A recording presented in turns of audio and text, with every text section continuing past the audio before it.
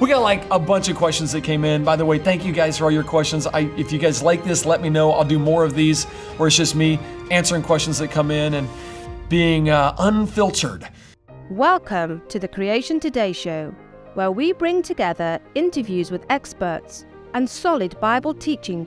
Your host, Eric Hovind, affirms the ultimate authority of God's Word, the truth of creation, and why it matters to you. Well, welcome to the Creation Today Show. I'm your host, Eric Hovind. Guys, I know everybody in this audience wants to live a life that matters, one that is grounded in truth, fulfilled with purpose, and used by God to make a difference. And yet we are bombarded daily by a culture that mocks the Bible, distorts science, and leaves people confused about who they are and why they exist. And I got to tell you, that makes you feel overwhelmed, uncertain, and powerless to stand for truth in a world that is, well, it's lost its foundation. And it's just wrong and it needs fixed. But I got good news. At Creation Today, we have helped literally thousands of people cut through the confusion, defend their faith boldly, and share the gospel incredibly clearly. And we do that because we care about you. I truly understand your pain. We know what it is like to feel outnumbered, under-equipped, frustrated by a culture that is sprinting away from God as fast as it can possibly go. So here's what the Creation Today Show is actually designed to help you do. We want to, number one, ground you in the authority of Scripture and the truth of God as the Creator. Step number two, we want to equip you with powerful science-based and scripture-based answers to the world's biggest questions that you're going to come across. And then step number three, we want to give you practical tools for boldly proclaiming truth with love and with confidence. I'm on a new set today, guys. We're going to start using this for me to just do individual videos and a lot of stuff for kind of behind the scenes for our partners. By the way, partners, thanks for hanging out with me. I really appreciate it. Mr. Kurt's on here. Hey, I enjoyed texting you the other day and excited about that new guest that you got potentially lined up. But Gary and James and John and Julia and Lisa and love having you guys on here. Thank you, guys. Here's what we need you to do. I need you to decide today that you're not going to stay silent. Decide that your faith, your family, and your future are worth standing for, guys, because if you don't, well, the culture is going to keep shaping the next generation, and it's not going to lead them to Christ, I can assure you that. But if you do, you can become a light in the darkness. We do have testimonies, by the way, from thousands of people who have had this, the very thing happen to them where they become informed, they become bold, and then they get courageous and actually go share their faith. And I'm so excited about that, guys. By the way, with this new set, I'm getting to just be a little bit more casual. Today, I am repping a friend of mine. His name is, his sweatshirt, he gave this to me. His name is Wayne. He's from Canada, and he owns a company called Blackstone Homes. And he came down over this past winter from Canada, which Canadians, I got to tell you, that's a really smart move. Florida, in the wintertime, we've definitely got it made down here, guys. You're definitely going to want to come hang out. But he came down here and volunteered a bunch of time to help us fix things, served us in different ways. He does construction, and it was really nice because I do a lot of maintenance around here.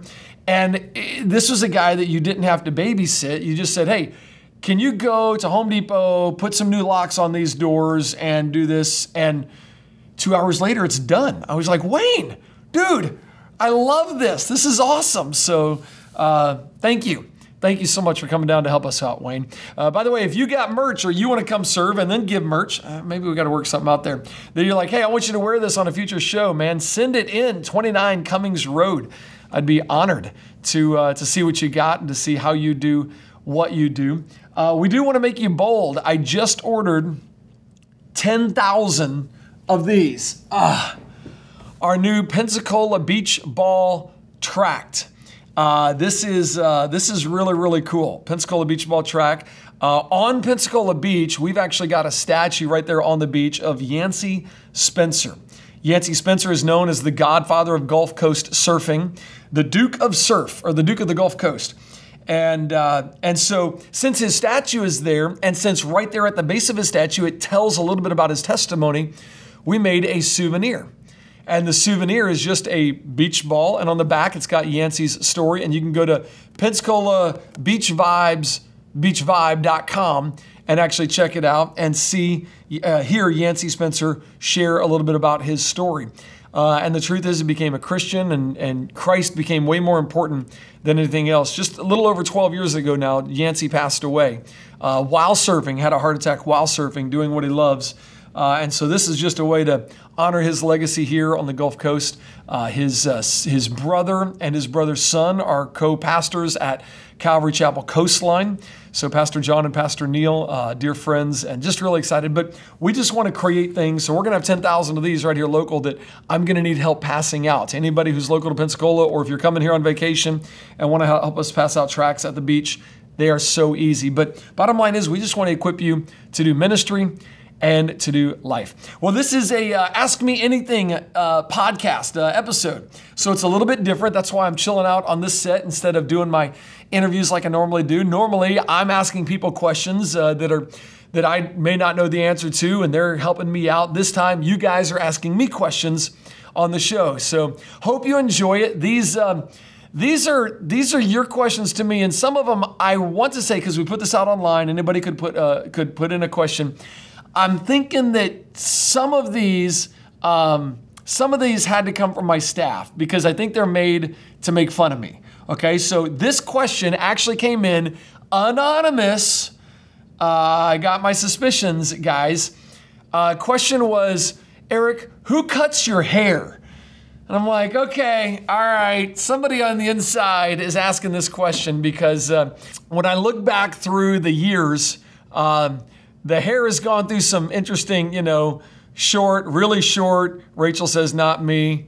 Marlissa says, hang on just a second, I got to get this. Marlissa says, well, Amanda, I thought it might be you. I thought you were trying to expose me here. Who else would ask a question like, who cuts your hair? But no, it's probably, so I grew up here going to Jones Barbershop right around the corner. Silly question. Why am I spending time on this? Grew up going to Jones Barbershop right around the corner. But hey, if it wasn't you guys, somebody legitimately asked this. I think they are still making fun of me. And I got married, going to Jones. I'm going to Jones Barbershop, every 2 weeks to get my hair cut. And my wife would go once a year. And when she went to get her hair cut, it was this one time it was $120. Now, it looked great. And she only goes once a year. We're like, ministry type budget, 3 kids at a Christian school. And I'm like, $120, are you kidding? And she goes, Eric, do you know how much you spend on your hair? And I'm like, I only go twice a week and it's only $12. And if you do the math on that, $12 every 2 weeks, that was $312. And I went, gulp. Sweetheart, I'm sorry about that. And ever since then, probably about, 20 years ago, I started cutting my own hair. So I got nobody to blame for this mess right here but myself, okay? So I literally get in the shower with, hang some mirrors. This is way too personal. I don't even know why you would ask, but okay, here it is. Hang some mirrors, and the back is the hardest. Oh, it's a mess back there. You don't want to see that. But anyway, I've been cutting my own hair for about 20 years. So the cost of being poor is a bad haircut right there. That's what I choose to do. So make fun of me all you want. I don't care. I'm saving $312. Well, actually, haircuts nowadays, wow, what are they at the barbershop? Probably like $20. I'm saving $600 a year, okay? All right, it's good. All right, another question came in. This was anonymous. Okay, I really thought this was one of you guys, okay? I really did. What is your morning routine? Well, I got a problem there with a morning routine because, and I'm going to get to, by the way, I'm going to get to some good questions. If you're on social media, by the way, and you're like, is this whole show going to be about Eric's personal life? No. I don't know why people ask these, but I thought we'd just cover these real quick and then get into the theologically good stuff, the stuff that we love, I have been traveling and speaking now for 25 years, which seems crazy to me. Coming up on, actually, this is my 26th year. Oh my goodness, tomorrow's my birthday. Wow, I'm getting old, guys. But because of that, I've never gotten to really get into a rhythm or a consistent like boom, boom, bang, boom, boom, bang. I've never gotten into that. So I've never had a great routine. I will say this. I've gone through different seasons.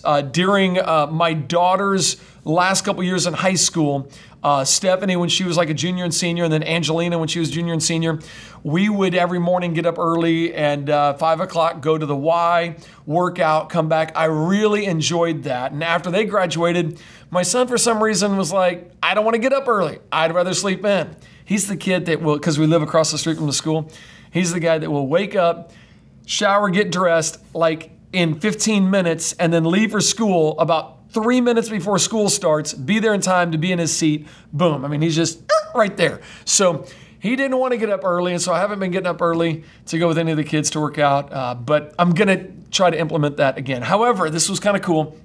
I do a class in Jackson Hole, Wyoming, and this college class I teach, I have a whole week with the students, and during one of the hours, I invite one of my friends on. His name is Mark Spence. He's with Living Waters out in California. And Mark shared with the class, just kind of personally, just said, man, here's what I do in the morning. And just kind of went through his routine of getting up. And he said, I go slide my sliding door open, step outside of my room in my backyard, and I stand at attention and I salute God. And I tell God, I'm yours. I'll do whatever you want today. And I got to tell you, that moved me. And so in the mornings as one of my routines now, other than getting up and taking care of business and brushing my teeth and then sometimes finding something to eat, depending on if I want to eat that morning, I've been getting up and I've been trying to just salute God and say, God, today is yours. Use me for your glory. I am but a bit of dust that the Creator's hand can use to do things. And I recognize that and I realize that. So I've been enjoying that ever since he taught that class, probably in February, I think. So that's been one of the fun things I've been doing. But I don't have a great constant morning routine that I get to do. So, all right, that was fun. A little bit about me. Another question came in. What is something in your life that you are most proud of? Wow, how do you answer this one? What is something in my life that I'm most proud of?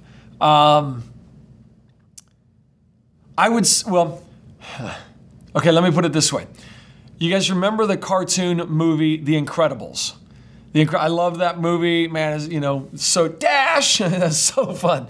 Mr. Incredible, him and his wife, they do all these things. Elastigirl, they have to be put in hiding from the government. And then he gets this job. While coming out of hiding, he rips his suit, has to go to, do you remember the lady's name that he goes to that ends up like fixing or sewing his what do you call it, costume, outfit, suit, his hero suit? It was, put it in the chat, yeah, Edna. And Mr. Incredible's like, what do you think about capes? And she goes through and she's like, remember this guy? His cape got stuck in this guy, this girl, all these people had capes and died. And she ends it with, no capes. And I'm like, that's pretty good. So when I think of what am I proud of, I'm like instantly, no pride. Like, no. Everything I have, do, am is a blessing and a gift from God. Every beat of my heart, ironically, I heard Mark Spence say this to me on a phone call too. Every breath in my lungs is a gift from God. I have nothing to be prideful about whatsoever. The people who say, well, I worked for it. I'm like, yeah, who gave you that ability? I mean, have you thought about that? Who gave you that reasoning? Who gave you that idea? I mean, everything is from God. We have nothing to boast in. So Ephesians 2:8-9, for by grace are you saved through faith, and then not of yourselves. It is the gift of God. It is not of works, lest any man should boast. Jeremiah 9, let not the wise man boast in his wisdom, nor the strong man boast in his strength, or the rich man boast in his riches, which means I got nothing to boast about because I got none of those. But let the one who boasts boast about this, that they have the understanding to know me, that I am the Lord. So what's the thing that I'm the most proud of? I know God. I know He is the Lord. The cross of Christ, according to Galatians, is something that we can boast in. When I think about that, what do we boast in? We boast in the cross of Christ. The Apostle Paul, right, boasted in his weakness. He's like, I am weak and God is strong, and I can't boast about anything except Christ's power that it rests on me. So just reflect on that yourself. No self-glory, no pride. This goes contrary to the world. Satan is the one who brings pride. The world is filled with pride. Here we are in June. I mean, you talk about a slap in the face to God if it's not more clear that the LGBT movement is a movement of Satan himself. They celebrate an entire month of pride. That is absolutely abhorrent to God. These 6 things does the Lord hate. Yea, 7 are an abomination to God. What's the first thing on his list? A proud look. Pride. You, ladies and gentlemen, and I have absolutely zero, nothing to be prideful of. No capes. None. Let's get rid of pride once and for all in our lives. I know it's going to creep up, but man, let me just tell you, oftentimes I've told God, like in ministry, I've prayed this prayer. I've said, God, if success is going to bring me failure in life, don't give me the success. How many people have we seen rise and fall because of ultimately pride? I mean, only by pride cometh contention. Now, I get it. You're probably saying, what do you know, the question, and I'm sorry, it was an anonymous. So whoever asked this is probably wondering, like, you know, what, maybe not what are you most proud of, but what are you most kind of thankful for? Or what have you seen? I mean, I know that I am a blessed man. God has blessed me. I'm not a rich man, but I am a blessed, well, I take that back. In America, if you make more than, what is it, like $4 or $5 a day, you're in the top 10% of the world's wealthiest people. So I take that back. I make more than $10 a day. I'm in the top 10% of the world's wealthiest people. Probably because I own a car. I own 2 cars. I got a minivan. Yes, 2008 minivan. I love that thing. I'm probably, because of vehicles, we're probably, if you think about it logically, we're probably in the top, 3 to 4% of the world's wealthiest people. So God's going to hold us accountable for a lot. What are you going to say when God holds you accountable for everything He's given you? If you're driving a vehicle, if you have more than $10 a day, $5 a day, you are filthy, filthy, filthy rich compared to the world standards. So don't be prideful, but use it for the glory of God. All you get, by the way, I'm going to just start preaching here, guys. All you get is time, talent, and treasure. Those are the 3 T's that God gives you: time, talent, and treasure, and you spend all of them. So how do you spend them? Everybody says, well, you got to budget your money. Dave Ramsey, baby. I agree, Dave Ramsey. But you got time, you got talent, and you got treasure, and you spend all of them. You spend your time, you spend your talent, you spend your treasure. Where are you spending them? And that'll tell you what you're living for. Is it all for yourself? Okay, then you're a humanist. Humanism says the end of all being is the happiness of man. Are you spending them to build the kingdom, to bring glory to God? That's Christianity. Whether you eat or drink, do all to the glory of God. I'm going to be grilling some wings for my birthday tomorrow with the family. And I hope we eat those wings to the glory of God. That's the goal. Okay, sorry. Can I get off of my personal life here? Let's just talk about like what's going on and get real questions, okay? So let me hit this one here. This was a good one. Have you noticed an increase in alien-related news and the number of people who are truly believe this? How do you deal with people who strongly believe this? How do I deal with people who strongly believe in aliens and stuff like that? Okay, so yes, there's been an uptick. I think it's interesting. We've done 2 shows on aliens, one with Dr. Jason Lyle, and then another one with Ian Juby and a fighter pilot, Jason Pratt. And he was a fighter pilot, then an experimental pilot, did experimental aircraft, and then went into rocket science because he, it was either become an astronaut at that point or with all his knowledge, all his physics and stuff, he could be, work for on the on the ground side of being an astronaut or go fly. And he's like, you know what? I don't want to get stuck in space for 8 months at a time. Sorry about that. What was his name? So he decided, hey, I'm gonna do on the ground work. And so it was a fascinating show. I think I'm pretty clear at that, plus the videos that I've seen from like Gary Bates from Creation Ministry International. He's got a whole video on aliens that you would really enjoy. Has done a lot of research on this, which is interesting. I mean, it is, part of me is like, it's weird. I'm like, but I'm interested, so I guess that makes me weird. It is interesting when you deal with and research abductions, of alien abductions or anything like that, invoking the name of Jesus stops the encounter instantly. What's really going on? There's really two choices. The government has been coming out talking about this, which I think is strategic. There's two choices. Either these are, quote, aliens from another planet or another galaxy or something like that, or this is something from another dimension. I guess three choices then. Something from another dimension, it's a spiritual thing, or it's a high tech that our government has that we don't know about. When you think about the SR-71, was that 1971, SR-71? I mean, here we are 50 some years later, and you don't think they've developed some pretty stinking amazing tech? I think they do have lasers in space, okay, a space laser. Movies.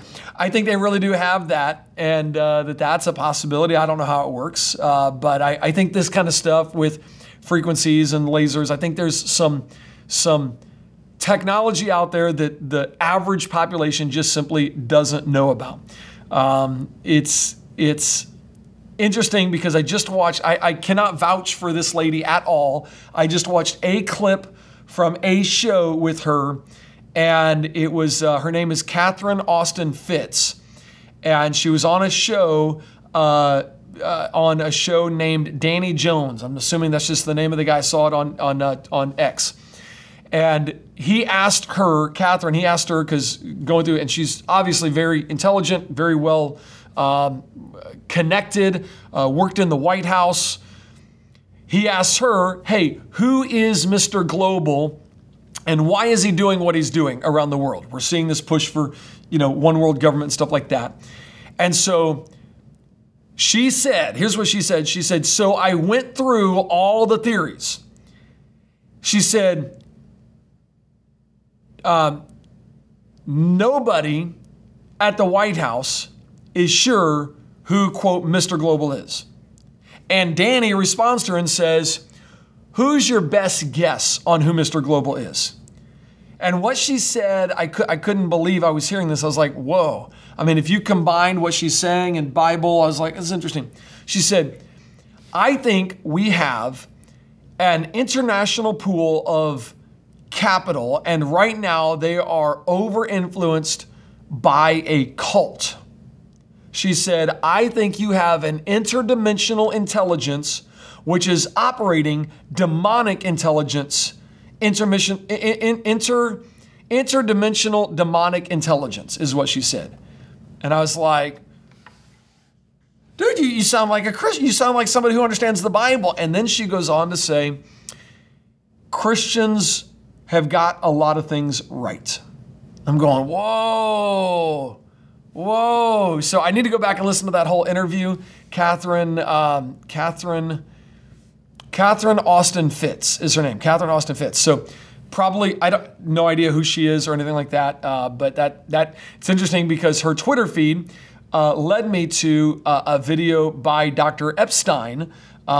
This is Dr. Epstein. He's a guy who's a watchdog against Google and things like that. Another very fascinating 3-hour-long, deep dive. I texted that one to some friends, including Emilio Ramos. Emilio, I sent that to him and said, hey, I want to talk about this. And he said, hey, let's talk. So he and I did a show together on transhumanism, what's really coming. Anyway, I'm getting off, but I think it's either government-run vehicles, or I think we are literally seeing demonic activity, and I'm leaning towards demonic activity is what's actually going on. So there's my 2 cents on that. Would love to go into that more, but that's kind of a quick answer, if you will, to to demonic activity. What time we got? Oh, okay, man. We got like a bunch of questions that came in. By the way, thank you guys for all your questions. If you guys like this, let me know. I'll do more of these where it's just me answering questions that come in and being unfiltered. Because I am a little nervous sometimes about what comes out when there's no plan. You don't know what I'm going to say. Okay, how about this question? What is your message for pastors who don't mention abortion from the pulpit? And that is from my friend, the Free Floridian, on Instagram and on Twitter. I love you, buddy. Pastors that don't mention abortion from the pulpit or don't like to talk about it from the pulpit, I say this to you, Pastor, with love, but with urgency. Your silence is speaking volumes. It's speaking volumes about who you are and what you really, truly believe. And in a culture where abortion remains one of the greatest moral atrocities of our time, more deaths than the wars in history, silence from the pulpit isn't neutrality. It's complicity. I'm going to say that again because most pastors are men. All of them should be. And men have to hear things twice. Are you ready? Silence from the pulpit isn't neutrality. It's complicity. If you're not speaking out, you are the problem. And if Christ were here, he would say that to your face. When Hitler rose to power, many churches remained silent. They claimed the Holocaust was too political for them, or they were just called to preach the gospel, you know. They didn't have to address social issues. Meanwhile, 6 million Jews were being slaughtered while the pulpits stayed safe and stayed quiet. Silence did not protect the innocent, and it never will. It empowered the oppressors, and it still does. Now compare that to our day. Since 1973, over 60 million unborn babies in America have been slaughtered in the safest place where they are supposed to be, in the womb. And often with the approval or the indifference of quiet, tolerant churches and pastors. If pastors today are unwilling to speak the truth about abortion, we're repeating the same grievous error of the German church. Future generations are going to ask, where was the church in all of this when innocent lives were being destroyed? And I'm wondering, Pastor, what will your answer be? Will you say, I didn't want to be political? Because that's a really sorry, silly, unbiblical, ungodly answer. This isn't about politics, it's about obedience. God calls shepherds to protect the flock, to warn them against evil, and to declare the whole counsel of God. Acts 20 talks about that. Abortion is not a side issue. It strikes at the heart of God's image in humanity, the sanctity of life, and what the gospel is itself, okay? So speak up for those who cannot speak for themselves, according to Proverbs. Rescue those being led away to death, okay? If your pulpit is silent on abortion, you are not being gracious. You're withholding God's truth from a culture drowning in blood and lies. We need pastors with prophetic voices, not political filters. So be bold. Call abortion what it is. It's the intentional killing of innocent life. And call sinners, whether they've had abortion, paid for one, or ignored the issue, to the forgiveness and the healing found in Jesus Christ. Because the cross of Christ is big enough for every single sin, even this one. Okay? I hope you have the courage to speak. Free Floridian, thank you. This is a time for action, not diplomacy. Okay? Time for action is now. By the way, if you didn't see recently, N.T. Wright, major theologian, just came out and said, hey, maybe killing a baby, if it's for certain cases like rape or incest, maybe killing the baby as soon as possible is the right thing to do. And then he said, I'm not sure, where the line is. Like some people say, well, do it right before birth. And he's like, well, that's wrong. He's like, I'm not a doctor. I don't really know where that line is, but yes, these are reasons to kill an unborn child. I was just on college campuses for a week, a couple months ago. We spent a week on college campuses doing nothing but talking to college students about the subject of abortion. And I'm just here to tell you, what we did is we asked them big picture. Hey, we want to know if you're being taught how to think or what to think. And then said, okay, we're going to ask you a big picture question, and we want you to tell us why you fall on what side of that category. Big picture question is pro-choice or pro-life. And of course, most of them are pro-choice. We said, okay, give us your reasons for being pro-choice. And we actually just listed down what the reasons were on a piece of paper right there next to them. We did a whole show on this. What was the name of the show, guys? We did a show on this. It was just a couple weeks ago. So if you go back to creationtoday.org/on-demand, you can find that show. You guys can tell me what the name of that show was. But we wrote down the reason. Oh, well, rape, incest, life of the mother, money, it's going to grow up in a bad environment. And we just extrapolated that, said, okay, if this is the reason, why do we stop at birth? Is this reason logical? And just ask them logical questions. And every single time they realized it's not logical, we would just cross it off.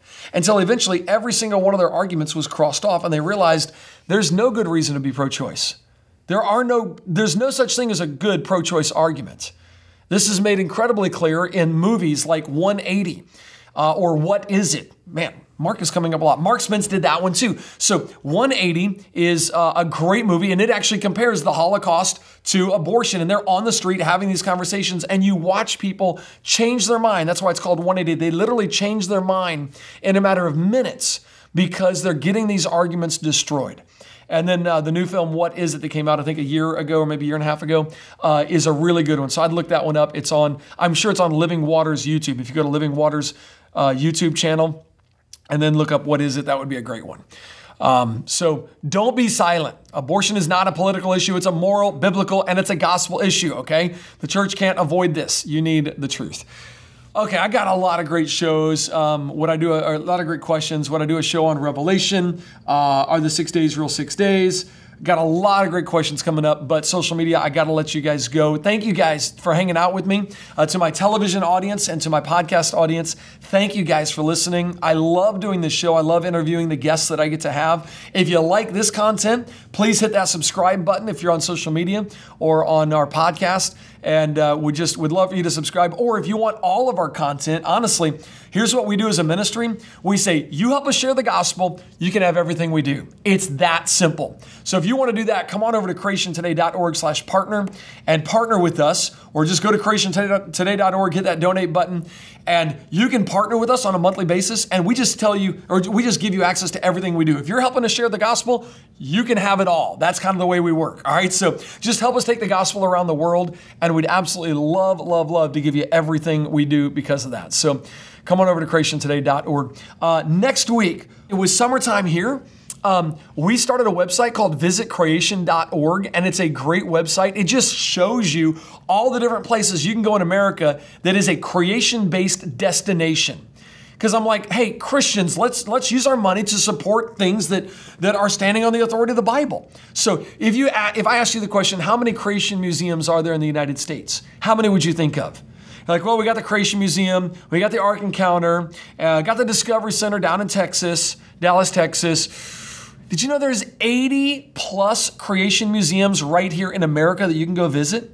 So some of them might be right near you, and it would be great to train you, to train your children, to get to these locations, support the work that they're doing, because they're not getting government funding like the Smithsonian is, okay?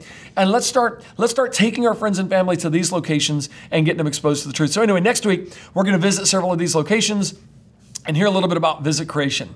I was trying to do the show this week. Sorry, guys. Okay, social media, television, podcast audience, thank you guys. I love you. Oh, by the way, television, rate your television manager, station manager. Tell them thank you for having the show on. We could not reach the world in all these countries like we are if it wasn't for them saying, we want the Creation Today show on here. So write them a letter and tell them thank you. And I would really, really appreciate that. Awesome. God bless. We'll see you guys next week. Before then, go share the gospel with somebody who needs to hear it. If you need help with that, creationtoday.org is there to help you. God bless.